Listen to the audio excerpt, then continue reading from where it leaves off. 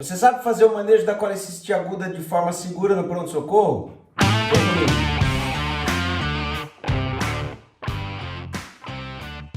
Plantoneiros, bem-vindos a mais um vídeo. O assunto de hoje é a colecistite aguda. Antes de tudo, fazer aquelas duas ressalvas. A primeira, sempre checar a rotina do seu serviço. E a segunda é nunca deixar de falar com o especialista se você julgar necessário ou tiver alguma dúvida. Além disso, obviamente, vou pedir para você clicar aí no botão de se inscrever, curtir o vídeo e compartilhar com seus amigos e acessar a plataforma do Hotmart ou Plantoneiro que você não pode não saber para ter acesso a todas as videoaulas e todos os protocolos de atendimento e de prescrição, tá ok? Bom, vamos lá então falar sobre a colecistite aguda. Era um assunto que desde a época de faculdade eu sempre me interessei muito, sempre achei muito legal estudar esse assunto, mas lembrando para vocês que o foco aqui é a rotina, né? A prática do pronto-socorro, não é teorizar muito, mas uma apresentação mínima, né, deve ser feita. Então, no caso da colecistite aguda, nós estamos falando de uma dor em quadrante superior direito que tem uma duração maior do que 6 horas com a presença de febre. Além disso, pode ter náusea, vômitos e alterações de trato gastrointestinais. Sendo que 60% dos casos, né, em 60% das vezes nós estamos falando de mulheres. Pode haver uma história da alimentação copiosa ou gordurosa, por isso que eu fiz a brincadeira aí no começo do vídeo com a alimentação do pastel. O paciente comeu alguma coisa gordurosa e isso desencadeou uma cólica biliar. E aí a gente vai ter que saber se essa cólica biliar se trata de uma colecistite aguda. O paciente pode te referir o antecedente pessoal de cálculo, né, ou de cólica biliar, mas isso não é regra, nem sempre o paciente sabe que tem a pedra. Alguns deles já vão dizer, doutor, eu estou esperando cirurgia, doutora, eu já tenho um ultrassom que comprova que eu tenho pedra na vesícula. E aqui, como título de curiosidade, né, como teoria, eu deixei o famoso triângulo de Admiran. Eu lembro que o professor na época da faculdade comentava muito sobre esse triângulo. Então, a formação dos cálculos ali na vesícula está relacionada com o desequilíbrio nesse triângulo. Esse triângulo é formado pelos sais, né, de sais biliares, pela lecitina e pelo colesterol. Então, o paciente, quando tem um desequilíbrio, a formação, né, tende a formar cálculos na vesícula, tá ok? Bom, como é que eu faço o diagnóstico da colecistite aguda? Bom, nós estamos falando, galera, de um tipo de abdômen agudo. Existe uma aula só de abdômen agudo, com vários exemplos, onde a gente aborda todos os tipos de abdômen agudo para você diferenciar no pronto-socorro. Aqui eu já estou focado na colecistite. Então, pensando que ela é um tipo de abdômen agudo inflamatório, vamos ver como é que eu faço o diagnóstico. A presença da leucocitose com desvio, pode haver o PCR aumentado, por isso que eu sempre falo de você checar a rotina do seu serviço, precisa ver se o PCR faz parte da sua rotina, né? Em alguns serviços isso não acontece, mas também não vai fazer tanta diferença. Elevação discreta da bilirrubina, e aí quem sabe deixa nos comentários, eu vou responder lá na frente. Qual tipo de bilirrubina? É aumento de bilirrubina às custas de quê? E aí, checar qual a rotina do seu serviço para o abdômen agudo. Você pode solicitar uma fosfatase alcalina, a gama-GT, as canaliculares, né? TGO, TGP e amilase, que podem estar aumentadas. E aí, quanto ao exame de imagem, no caso da colecistite aguda, nós vamos dar preferência para o ultrassom de abdômen. O ultrassom de abdômen é o exame de imagem de escolha, sendo que a tomografia de abdômen total com contraste tem uma menor sensibilidade. Então, é um dos poucos tipos de abdômen agudo em que você vai preferir fazer um ultrassom ao invés de fazer a tomografia, beleza? E aí, quais são os diferenciais, André, para a colecistite? Bom, galera, como eu acabei de falar, eu estou falando de abdômen agudo. E abdômen agudo, como um professor nosso costumava brincar, os cirurgiões brincam muito com isso, o abdômen ele é uma caixinha de Pandora, uma caixinha de surpresas, né? De diferenciais, há uma série deles. Doença ulcerosa péptica, epigastralgia e dispepsia, doenças hepáticas como um todo, abscesso, hepatite, neoplasia, apendicite, estamos falando de um abdômen inflamatório, colite, pancreatite, doenças cardíacas, angina, infarto agudo, doenças renais, litíases, infecção de urina, todos esses são diagnósticos diferenciais. Mas o que eu quero destacar para você lembrar da colangite, nós já vamos falar dela especificamente. Guarda isso vai ter que ficar você vai ter que ficar muito atento durante o seu plantão. Quais são as complicações da colicistite? Bom, a vesícula, né, ela pode ter as complicações de empiema, ser uma vesícula enfisematosa, uma perfuração, causar uma fístula, e aí eu destaquei uma que é rara, mas que eu acho bacana, né, de saber, a síndrome de Mirize, que é quando eu tenho a obstrução do ducto hepático comum ali, obstruído pela presença de um cálculo biliar. Beleza? Não precisa, isso aí não vai fazer tanta diferença, eu deixei como título de curiosidade. O importante é que você saiba fazer, reconhecer os tipos de abdômen agudo e reconhecer os diferenciais e as complicações. E aí lembra do que eu falei, o que você não pode não saber. O intuito das aulas aqui, galera, é esse. O que você não pode não saber? Lembrar da colangite. Por que lembrar da colangite, André? Porque colangite mata, tá? Então, qual é a tríade famosa? Eba, tem tríade, o André adora a tríade, vamos comemorar, vamos saber qual é a tríade, a famosa tríade de Charcot, presente em 50 a 75% dos casos de colangite, formada por icterícia, por isso que eu deixei o nosso triângulo aqui amarelo, icterícia, febre, calafrios e dor. Esta é a famosíssima tríade de Charcot.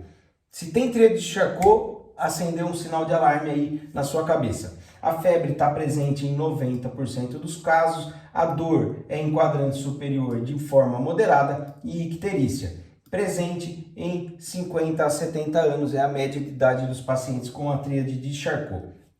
E se eu estou pedindo para você prestar atenção na tríade de Charcot, que dirá da pêntade de Raynaud. Mas o que é a pêntade de Raynaud, André? Bom, nada mais é do que a presença da tríade de Charcot, icterícia, febre, calafrio e dor em quadrante superior, com hipotensão e depressão do sistema nervoso central. Então, olha lá, se eu estou pensando, né, estou pedindo para tomar cuidado com uma tríade de Charcot, imagine com a pêntade de Raynaud. Por quê? Porque esse paciente está instável. O paciente instável, que a gente brinca, é o paciente que nos torna inseguros. É o paciente que, se você não fizer alguma coisa, há uma grande chance de que ele vá morrer. Então, preste muito atenção. Estou pensando em colicistite. Antes de tudo, tem tríade de Charcot? Se tem tríade de Charcot, será que existe uma pêntade de Raynaud?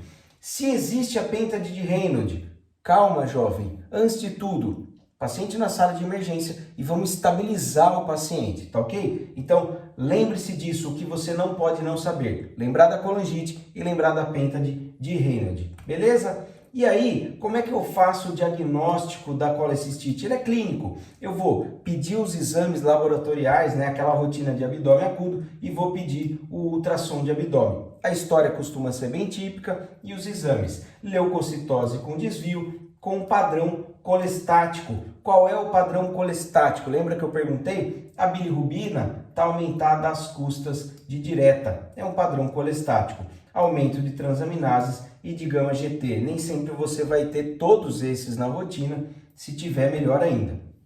E aí, já que eu falei para você lembrar da colangite, já que eu tô com medo, né, já que eu tô pensando na gente ficar esperto num caso de colangite, eu vou deixar aqui para vocês primeiro a prescrição, caso seja uma colangite. Da colicistite nós vamos discutir lá na frente. Prescrição para colangite. Primeiro, antes de tudo, vamos estabilizar esse paciente. Dieta zero. Isso aqui, galera, tem que estar na prescrição de vocês. A enfermagem não é obrigada a saber que você quer deixar o paciente em jejum e o paciente também não é obrigado. Então, abdômen agudo, estou pensando em abdômen agudo, dieta zero.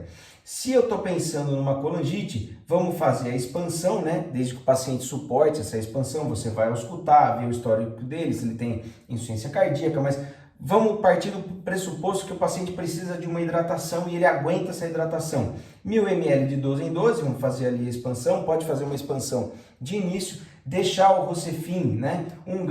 2 gramas, perdão, uma ampola, 2 gramas EV, é o ceftraxone, para quem não sabe, estou fazendo propaganda gratuita aqui, né? O ceftraxone, associa o metronidazol, é a famosa associação da cirurgia do Rocefin Flagyl, ceftraxone e metronidazol, o metronidazol na dose de 500 mg de 8 em 8, isso tudo desde que não haja contraindicação ou alergia do paciente. Coloco dipirona ou um Buscopan para alívio da dor e uma bromoprida ou qualquer outro antiemético. Se você tiver o Plasil só disponível, que seja o Plasil. Se tiver o Vonal ou Dancentrona, né, melhor ainda, que é o Nalzedron. Enfim, uma pessoa, uma ampola, que eu sempre brinco com vocês. Então, estamos fazendo a dieta, antibiótico terapia e sintomáticos. E aí, se eu estou pensando em colangite, eu preciso obrigatoriamente fazer o contato com o cirurgião para que ele faça a CPRE. Não, André, não é colangite. O paciente está estável e eu estou pensando numa colecistite. Tá bom, vamos prescrever também. Lembrar, manter o paciente em jejum. Então, primeira prescrição sua, dieta zero. E aí, vamos fazer um sorinho de 100, uma pessoa, uma ampola, monta um soro de 100, uma ampola de Buscopan, desde que não haja alergia ou contraindicação, Buscopan, antiemético e um Profenid, o tramal subcutâneo, se necessário. Vamos fazer os laboratórios de rotina, então, hemograma, função renal, amilase, urina 1, beta-HCG, se for o caso, né, se for mulher em idade fértil, as transaminases, fosfatase alcalina, gama-GT e bilirrubina. Aqui eu estou pensando, além da colecistite, eu estou fazendo já os diferenciais com todos os outros quadros de abdômen agudo. Tem um vídeo só de abdômen agudo para quem for do plantoneiro. E aí, faz a radiografia de abdômen agudo, pensando em úlcera perfurada, né, sinal de Chilaidite, e ultrassom de abdômen total é o meu exame de imagem de escolha. Partimos do básico, tem a prescrição, tem os exames, tem o método de imagem. E aí, chegamos ao auge, né, o momento mágico da aula, que é o resumo. Foi com isso daqui para o seu plantão na cabeça? Acabaram-se os seus problemas. Você sabe conduzir os casos. Então, é uma suspeita de colecistite. O paciente está estável hemodinamicamente? Se a resposta for não, obviamente, nós vamos remover o paciente para a sala de emergência. Calma nessa hora, você sabe o que está fazendo, né? Remove o paciente para a sala de emergência e vamos começar as medidas de estabilização.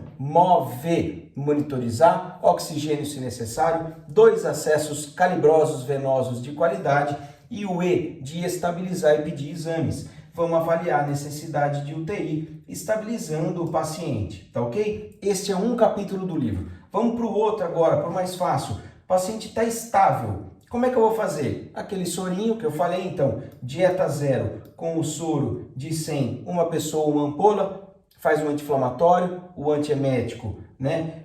Pode associar um analgésico aqui, a dipirona, coloque o antiemético que você quiser, por exemplo, né? A bromoprida, que eu deixei no outro slide como exemplo, tramal subcutâneo se necessário, e vamos pedir laboratórios de rotina e exame de imagem. Uma vez feito o diagnóstico de colecistite, o paciente está com leucocitose com desvio, bilirrubina aumentada às custas de direta, PCR aumentado e o exame de ultrassom mostrando que é uma colecistite, que tem o cálculo e a vesícula está com a parede espessada, aí sim nós vamos fazer o contato com o nosso colega cirurgião, com o nosso amigo cirurgião, e já vou falar para ele, ó colega, já vou deixar a prescrição aqui do paciente pronta. O que nós vamos prescrever? Obviamente, dieta zero, um soro fisiológico de 1000 ou um glicofísio de 1000 de 12 em 12 horas, o ceftraxone 2 gramas uma vez ao dia, associa com o metronidazol de 8 em 8 horas, né, endovenoso, e aí aquele sorinho, né, básico, o Nalzedron com o Buscopan, tramal subcutâneo se necessário, deixa o protocolo de hipo e hiperglicemia pronto, né, para enfermagem, para facilitar para a enfermagem, destro e controles e cuidados gerais de 4 em 4 horas. Pronto, esse paciente foi internado, agora ele está aos cuidados da cirurgia e fará a colecistectomia para resolver o problema dele. Você foi a ponte entre o paciente, o pronto-socorro ali à entrada, e o cirurgião que vai resolver o problema desse paciente, beleza? Galera, vídeo super curto, a ideia é essa, que seja rápido mesmo. Espero que vocês tenham gostado.